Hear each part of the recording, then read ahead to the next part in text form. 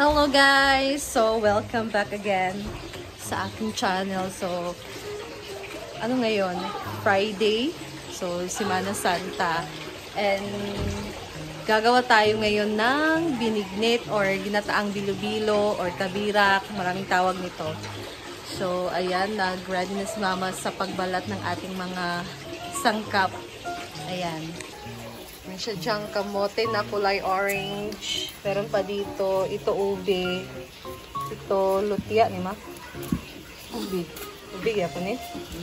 So, kamote. Kamote ito na ube. Gabi. Lutia. Saging. Ito yung mga sago. So, luto na to guys. Mga kulay-kulay. Tawag nito? Glutinous rice or malagkit na bigas, landang, pampalapot, and sago na maliit. Yan, tumutulong na si Justin.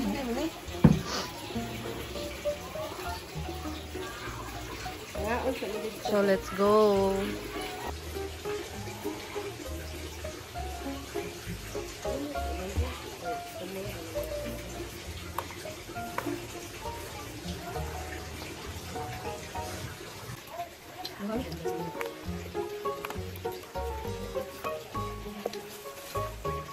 Pag Holy Week, ito yung uso talaga binignit.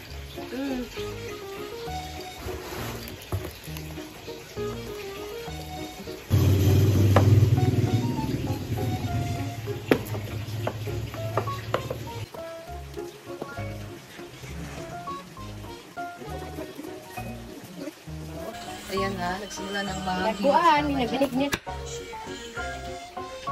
Ito po kanyang assistant. Ito, right? Apa yung santo magkano? Ako maligo, biglaan.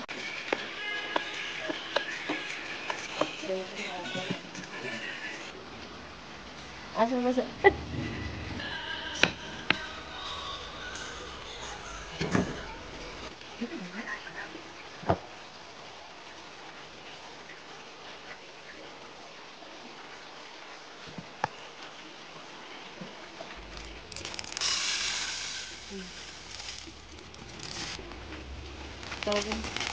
Landang pangpalapot.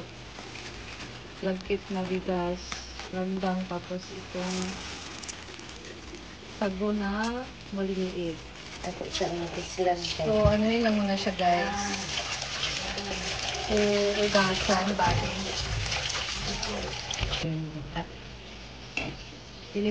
Ikaduhang gata.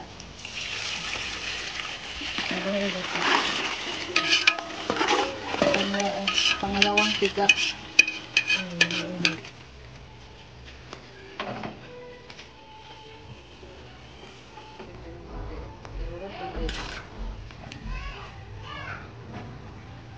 Ayan na guys, kasama na din pala dito ang ilagay ang mga kamote, gano'n, iniwan natin ang mga sanggap.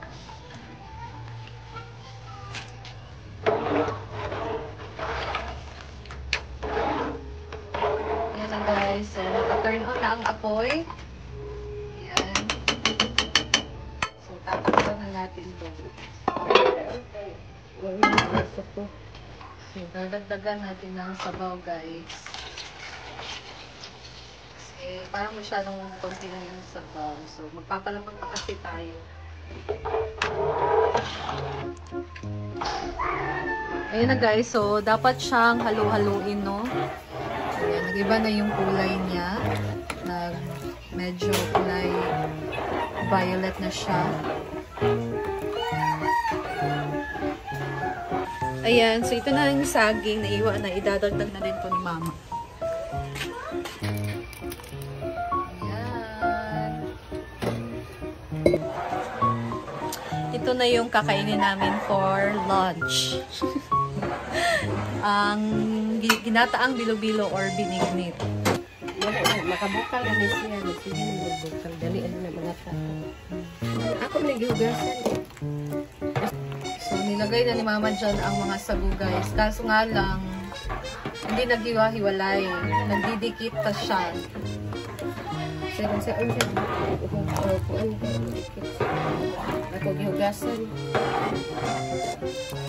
Huwag ganit. Ayan guys. Buo pa. Pilit kayo siya ko. Guys, lumalapot na yung texture niya. So, guys, ayan, naghihiwalay na din yung mga sago na nagkadikit-dikit kanina. So, tingnan nyo yan guys. Ang sarap na.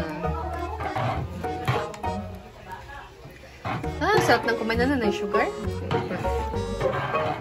Ay, primero ganda. So, hindi pa yan luto kasi lalagyan pa yan ni Mama ng unang tiga na gata tapos brown sugar kasi wala pa yan timpla guys.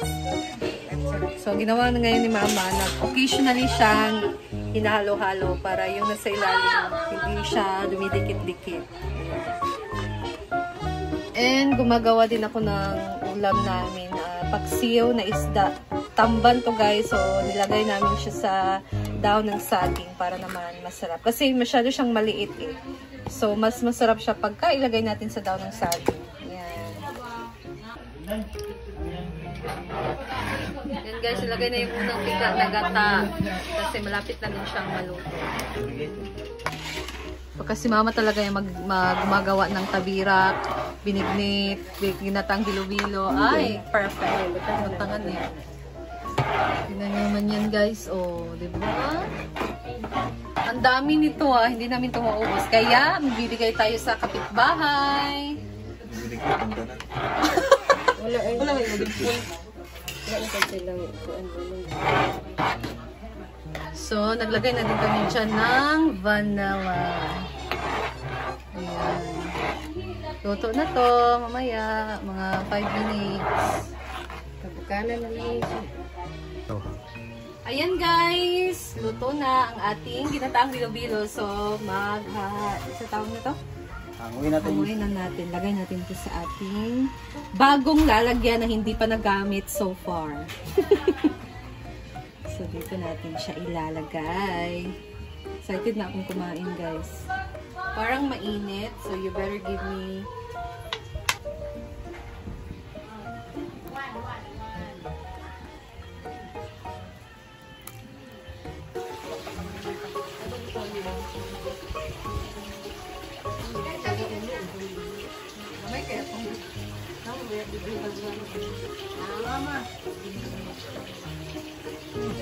yung mga tapos na gamihan. Sige, tawagan na tayo, be. Sobrang init sa likod. Tapos kumain tayo dito ng init. Bilo-bilo. Ah, bilo-bilo? Kinataang bilo-bilo or Ay, bilo-bilo. binignit. Sit down. Sit down. Sige, ganun tayo yung gilugok yung... Nawagan ni gilugak niya yung baba. Gilugak niya yung baba. You don't like it? Ice cream, anak. Ganap.